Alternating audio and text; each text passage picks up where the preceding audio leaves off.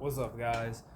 This Prophet Fear here, and somebody asked me to do this video. I wanted to do this video a long time ago, but now I'm gonna do it. You know, it's a trend. I missed it, but I'm gonna come back around to it and bring it back to life.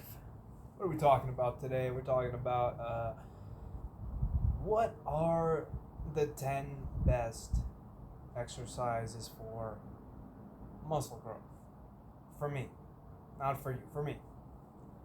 Okay, you know, we've all heard the same lifts over and over. I'm pretty sure some of these lifts you've never heard of before, which is good. You know, it's not the same recycled content over and over that you've seen a million times. That cookie cutter shit. Okay, that's enough talk. Let me get down to business. Let's start with number 10. You know what? It's not because it's more important or less important when I say number 10. That's just the first one I'm naming. We'll start with the back. Alright.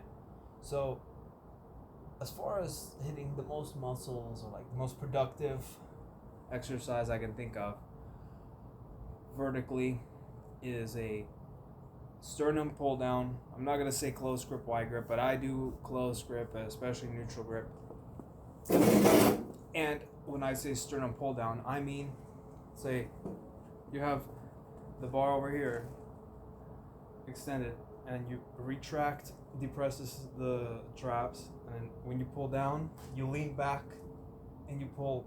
Well, you know, with the lat pull down, I can lean back, but you pull down to your upper ab, solar plexus, and then as you come up, instead of coming vertical again, you lean back. You use your hips. You use your hips on the lat pull down to pull back, and even push back really with your feet. And as you come up, you keep your traps depressed. As you pull up, you come overhead. The key here is to keep this position and let the weight move around your body as you hold this position. You can't do that with a pull-up, but with this, you see what I'm doing? I'm moving the shoulder. I'm flexing the shoulder from here to here. Boom. Boom. Instead of, just lazily coming up, you fight it. You keep your lats tensed, and you pull up like that. Alright. That one's really good because it works your lower traps a lot. When you come down, it works your lower traps more. Coming down this low than coming up here, for example. But as you come up, and you control every rep like that, the tension will shift from your lower lats to your outer lats as you flare out with a neutral grip. As your arms come inwards and totally rotate, the tension will go from your lower lats to your teres major, outer lats. And that's why it's great. It works like the whole lat, the entire lat, which you can't always do, with a pull-up to your neck, for example. And it also works your outer lats, which is what most people want, right? Most people really want those wings out here. And that's what the dead hang is for, which most people neglect. If you can get to that position, you'll get a lot more teres major, outer lat. That's number 10.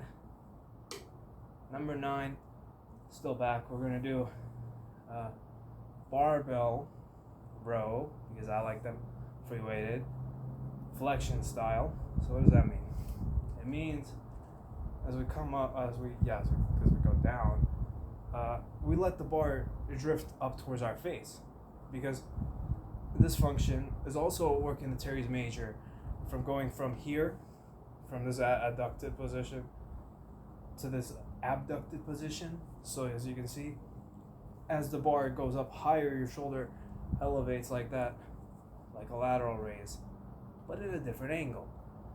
And because of that, it works your teres major more, and possibly your outer lat more if you can get it way farther in front of you. But you can't really do that most on rows with free weights. But what does it do? Well, let's continue. As you go down, you're gonna keep your chest up as long as you can, but then you're gonna start rounding the upper back and let it pull apart. What does this do? Well, as you round over and you elevate the shoulder, your infraspinatus, that demon muscle in your back, not your teres major. The infraspinatus is actually bigger than teres major. No one talks about the infraspinatus. It's all about the teres major. But the infraspinatus is also important for that cool look, a little detailed demonic look. And yeah, so if you stay packed, you don't really engage it. But if you round over, I feel it engage or stretch the second I go into this hunched over position. And that's one muscle that gets hit better on this exercise than any other exercise. Like, you can't really do that on a super strict, like, extended row. You gotta flex and extend. And then, what does it also do? It works your whole spine. It definitely works your upper spine, your upper erectors, your thoracic erectors, because they have to extend at the top, right? So it looks like that. And as you come up, they have to extend. So do your mid back, your Christmas tree. I feel a lot of Christmas tree mid back, lower back action from that in the spine. But also, I feel a lot of trap. It's got good trap engagement. And the more deficit you get, which is what I use, is deficits for its lift to get more range of motion. You can't really use 16 or 17 or 18-inch diameter blades and get a full range of motion on a row, unless you're like 6'6", maybe, and you have short arms. Then it might be enough. But if you're like normal sized, 5'9", 5'10", definitely not. Especially with like longer arms, like me, right? Definitely not. Like, I'm already almost at the floor, so it's not that much range of motion. But that's a tangent. I was gonna say, as you elevate and round over, not necessarily round, but you elevate, the further you move to your face, the higher it engages your traps. So the higher you go up, the more upper trap you get. In general, the lower you stay out here, the more lower lat you get. But I don't do bent over barbell rows for lats. I just explained a better exercise, sternum pull downs. This is better for the spine, infraspinatus, or some rear delts. I'd argue that keeping the spine in extension is better for the rear delts than flexing over, but it's not that big of a difference. And besides, there are some other lift that I'm going to name that probably does a good enough job. Depends on the person, but for me, definitely. Let's get to that lift. What is it? Oh yeah, it's the deficit stiff leg deadlifts. I call them profit pulls because I do them differently. So I'm gonna stand up for this one. Right. So a regular deadlift or regular stiff leg, people just go RDL. They'll go to here, come back up. Well, we take it a step further. I do, and it's the same mechanics as an RDL, really. You just hinge back, right? Extend the upper back. But then once you get a certain point, I can't really extend back much more with this tension on my hamstrings. So what do? You have this tension in your shoulders. The bar is somewhat close to your body. Well, it doesn't have to be. You can start letting your shoulders drift forward, elevate like that. You see, let me show you. You see, people don't get it. This range of motion right here, it's all from the hips flexing. But what if I want to go deeper? Well, here's what you do. Just let the shoulder flex. And when you do that, it works your lats more, lower lats more, because you have to do this action. This is actually a function of deadlifts. You don't do it on a normal deadlift because if you're trying to lift heavy weights, you're not going to be doing this with a bar, a heavy ass weight. But with a deficit stiff leg deadlift, who cares, right? And what else does it do? It works the upper back more, less weight. Like we said before with the rows, this range of motion is where a lot of the upper back is involved. So when you do that with the stiff leg deadlift, but with an extended spine, not a rounded spine, you get a lot of stretching on the upper back muscles and even the teres major and rear delts. For me, right?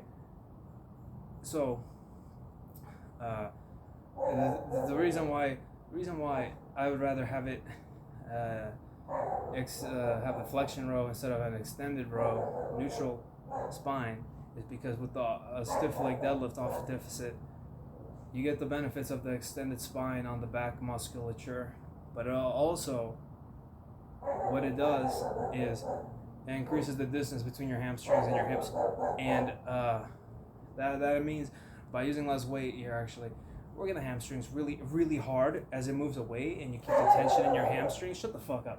As you keep the tension on your hamstrings, it's really good. You don't need to use 400 pounds, 450 pounds. I only use 225 pounds right now. I mean, I've done deficit deadlifts with 365 for reps, but I can use 225 if I just do things like that with a longer deficit and letting the shoulder flex, because even this, there's some abduction going on when you do that on a stiff leg deadlift. So that's why my work teres major a little bit, or even a lot. Mine gets sore from that. My rear delts get sore, everything. All right, those are the back exercises. We'll make a new video and we'll talk about the other exercises, because I've talked a lot for the back. There's a lot to talk about. We'll finish off with those three, and we'll say this is the back segment of the top 10. Alright, so what did we talk about? Well, sternum pull downs. They're the entirety of the lat, from the lower lat to the outer lat, especially as you come out and rotate your arm, internally rotate, and pull back in. And then that works lower lats, teres major, and the depression and the elevation works the lower traps a decent amount. And then the flexion rows work the infraspinatus, the traps, they work the spine dynamically, which you don't get with the stiff leg deadlifts. And the stiff leg deadlifts work the spine isometrically, so you get isometric and dynamic. And at the same time, you get to work your upper back in flexion and extension, and then you get to work it in just extension through the entire stiff leg deadlift. So you get both versions of that. And then the rear delts, they get hit decently with the flexion rows, but when you get the tension from the stiff leg delts, I don't know what you guys need to do, but I always get tension in my rear delts, DOMs in my rear delts. So I don't necessarily need to worry about doing a row that works the rear delts optimally. I mean, my rear delts are great. Right? I don't do any direct work for them. All these compounds work them really well. And just like that, besides, like, let's say, teres minor, maybe the upper traps, maybe, I don't even want to say. That's really the entire back with those three exercises. And it also works the hamstrings, obviously, the ass, and like it works. Those three exercises will work your entire posterior chain from like head to toe, even calves, because I'm not gonna say they build calves, but the stiff leg position, they're a stabilizer, so they technically work. They're not being built by it. It's kind of ridiculous to try to grow your calves from stiff leg deadlifts, but it technically does work everything from head to toe. So those three alone should build the posterior really well. The next 7 exercises should work the rest of your body, almost all of it, if not all of it. And we'll go to part 2. This is part 1. I hope the back portion of my top 10 has been informative. I don't want to do an hour-long top 10, so we'll stop here and I'll go to part 2. We'll see you on part 2.